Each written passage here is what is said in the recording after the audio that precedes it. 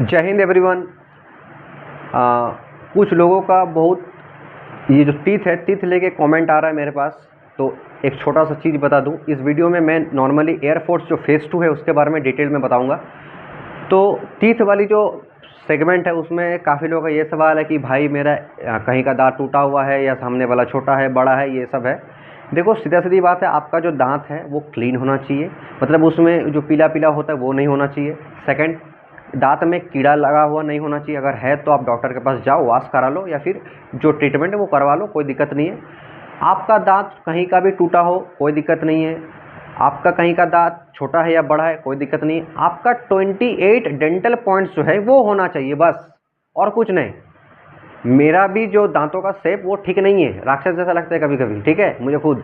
आप डॉक्टर के पास जाओ और डॉक्टर को बोलो कि पीला पीला है तो हटा दो, कीड़ा है तो क्लीन कर दो। और हाँ, फिलिंग होती है रूट कनाल जो फिलिंग होती है, फिलिंग करते हैं, कहीं अगर गड्ढा उड्ढा हो तो फिलिंग करवा लो। 28 डेंटल पॉइंट्स होना चाहिए बस। मैंने भी करवाया था आसाम के गुवाहाटी में, तो बहुत भयानक खर्चा भी हो गया था। मुझे एक्सपेक्टेड नहीं था कि दांत में इतना खर्चा होता। रूट कनाल का जो फिलिंग में 14,000 रुपया लगा था। छः फिलिंग होता, 6। आप अपने जो नज़दीकी कोई भी डॉक्टर हो पूछ लेना, रूट कनाल का जो फिलिंग है 6 दांत का कितना लगता है। मेरा टाइम पे गुवाहाटी में 14,000 लगा था। अब एकदम, मैं तो बंगाल से हूँ, अब आसाम गया था तो वहाँ तो मैं कुछ भी नहीं जानता। थोड़ा सा भाषा भी थोड़ा सा अलग है, आसामी भाषा बंगाली भाषा से बहुत अलग है। अब कहीं कहीं हिंदी आदमी समझ रहा है, कहीं कहीं नहीं समझ रहा है, तो थोड़ा सा दिक्कत हो रहा था। लेकिन हाँ, डॉक्टर है, उसको इंग्लिश में बोलने से भी वो समझ रहे हैं, ठीक है। तो इसलिए दांत के लेकर उतना टेंशन नहीं लेना है, डेंटिस्ट के पास जाना है और जो मैंने बोला बस वो करा लो।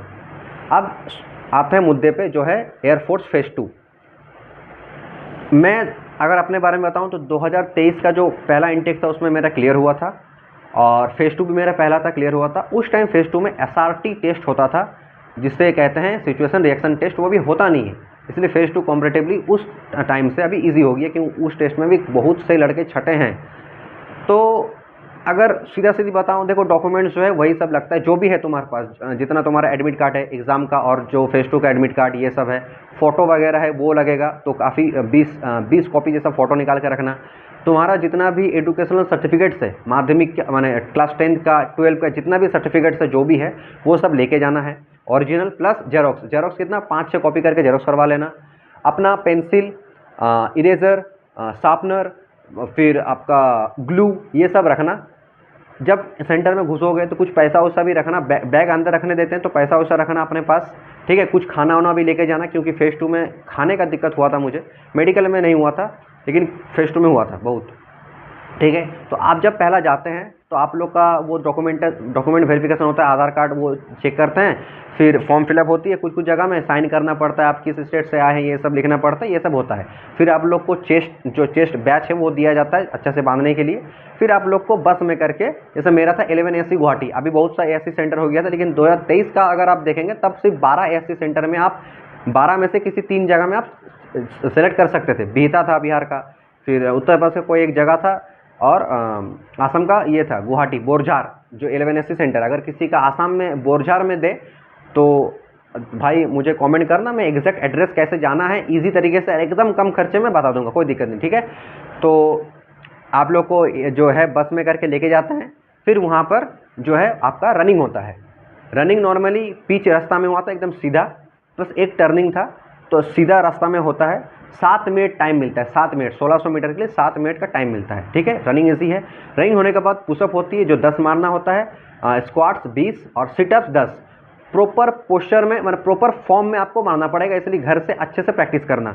ऐसा नहीं कि 10 पुशअप्स हैं तो आप 10 ही कर रहे हैं, आप 20, 30, 40 जितना हो सके प्रैक्टिस करो, और होल्डिंग सीखो, होल्ड करना सीखो। आप पुशअप जब डाउन होंगे तब होल्ड करो, जब अप होंगे तब होल्ड करो, क्योंकि होल्ड भी करवाते हैं। जब स्क्वाट्स करोगे तब भी होल्ड करो, और सिटअप्स है उसमें भी जो कमर का जो एरिया है उसको थोड़ा सा फ्लेक्सिबल बनाओ, ठीक है। हो गया। अब आप लोग को सेंटर लेके आएगा तो पहले कुछ फॉर्म फिलअप होगा। आप लोग का जो ओरिजिनल डॉक्यूमेंट्स वो लेंगे वो लोग, टेम्पोररी लेंगे, ऐसा नहीं कि आपको देंगे नहीं, वो बाद में दे देते हैं, लेकिन उस वक्त ले लेते हैं। उसके बाद आपको PIQ होता है, पर्सनल इन्फॉर्मेशन क्वेरीज। आपको 2, 3, 4, 5, 6 फॉर्म भरना पड़ता है, तो थोड़ा सा ध्यान से भरना, ऐसा ना हो कुछ स्पेलिंग मिस्टेक्स कर दें आप, ठीक है। और उसके बाद क्या होता है, हाँ उसके बाद हम लोग का एसआरटी टेस्ट हुआ था, लेकिन अभी एसआरटी टेस्ट होती नहीं है, तो इसके बाद आप लोग का जो है सीधा जीडी चालू होगा। जीडी मतलब ग्रुप डिस्कशन। जीडी में क्या होता है, 15-15 का ग्रुप बनता है। लास्ट ग्रुप में अगर 16 रहा, 17 रहा, 18 रहा, 19 रहा, तो लोग एक ग्रुप में आ जाएगा। जैसे मेरा ग्रुप में 17 जन था, 17 या 18 ऐसा कुछ था, याद नहीं है एग्जैक्ट। तो 15-15 का ग्रुप बनता है, सेमी सर्कल में बैठा जाता है, 2 कमांडिंग ऑफिसर रहते हैं। सबसे पहले ये होता है कि आपको वो लोग टॉपिक का नाम बोलते हैं। क्या बोलते हैं, टॉपिक का नाम। जैसे मेरे टाइम पे था डिजिटल इकोनॉमी, ऐसा था डिजिटल इकोनॉमी, तो आपको टॉपिक का नाम बोल देंगे। उसके बाद एक एयरफोर्स के ऑफिसर रहेंगे जो आपको अच्छे से एकदम धीरे धीरे आपको वो जो टॉपिक है वो पढ़ के सुनाएंगे। तो आपको अच्छे से सुनना है, बी ए गुड लिसनर, क्योंकि वो दोबारा रिपीट नहीं करेंगे भाई, एक ही बार बोलेंगे, उसको अच्छे से सुनना। आपको 2 A4 साइज का पेपर दिया जाता है, एक रफ के लिए और एक मेन वर्क के लिए।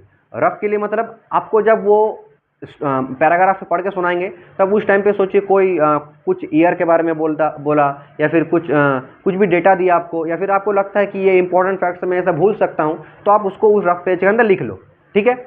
उसके बाद क्या होती है, जब ये वो जो ऑफिसर है जब पैराग्राफ बोल दिए, उसके बाद आपका आप सभी को 1 मिनट का टाइम मिलता है, जिसमें आपका अपना इंट्रोडक्शन और थोड़ा सा उस टॉपिक के बारे में बोलना है, थोड़ा सा।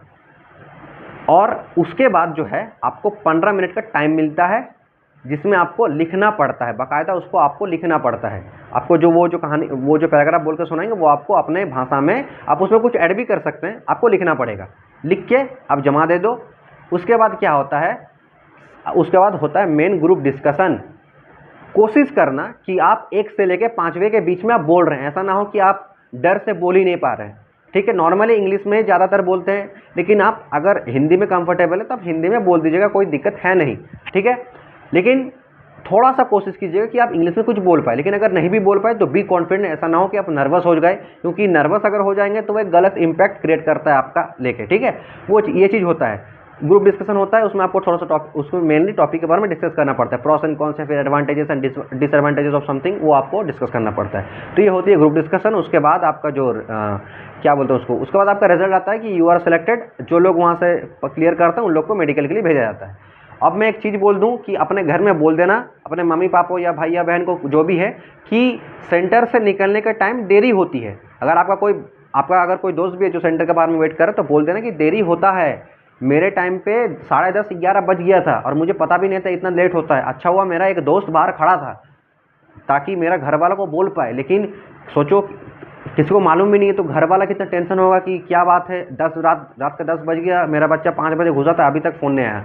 सोच रहे आप, और वहाँ पर आप कितना भी मिन्नतें कर लो, पैर पकड़ लो, आपको फ़ोन नहीं देंगे फ़ोन करने के लिए। इसलिए घर में बोल के जाना भाई कि लेट होगा, टेंशन नहीं लेने का, ठीक है। क्योंकि अगले साल ही एक फादर का या फिर किसी भाई का, एक दीदी का ईमेल पे मैसेज आया था कि मेरा भाई फेज़ 2 के लिए गया है, लेकिन 8 बज गए अभी तक निकला नहीं है। तो मैंने बोला कि हाँ दीदी देरी होती है, ठीक है, आप वेट करो। 8:30 तक वो आ गया था, ठीक है। अब एसआरटी नहीं है इसलिए अभी 8-9 तक हो जाता, लेकिन एसआरटी टेस्ट जब था भाई 11 बजता था, ठीक है। तो ये था जीडी के बारे पूरा फेज़ 2, यही एकदम क्लियर में बोल दिया। बेकार का इसको खींच के लाभ है नहीं कि 20-30 मिनट का वीडियो बना दूं। अगर फिर भी किसी को किसी चीज़ के बारे में डिटेल में जानना हो तो आप कमेंट करो, मैं उसके लेकर भी एक वीडियो बनाऊंगा या फिर पर्सनली मैसेज कर दूंगा। और मेरा ईमेल आईडी जो है आप उस पर भी ईमेल कर सकते हैं। ईमेल आईडी है krishnendusen441@gmail.com। कृष्णेंदु KRISNENDUSEN441@gmail.com, ठीक है। मैं बंगाल से हूँ, लेकिन बंगाल में भी शायद अभी बैरकपुर नाम का एक जगह है जहाँ पर एयरफोर्स का सेंटर है, लेकिन एग्जैक्ट मुझे उस जगह का लोकेशन नहीं पता है। लेकिन अगर किसी का वहाँ पर दे तो आप मुझे कमेंट कर सकते हैं, मैं वहाँ का भी एड्रेस बता पाऊँगा और जो आसाम है वहाँ का भी बता पाऊँगा, ठीक है। और अगर कहीं भी आपको सेंटर दे, आपको अगर कुछ भी उस सेंटर के बारे में नहीं पता है तो आप मुझे करना, मैं कोशिश करूँगा उस सेंटर लेकर आपको कुछ इन्फॉर्मेशन देने के लिए। धन्यवाद।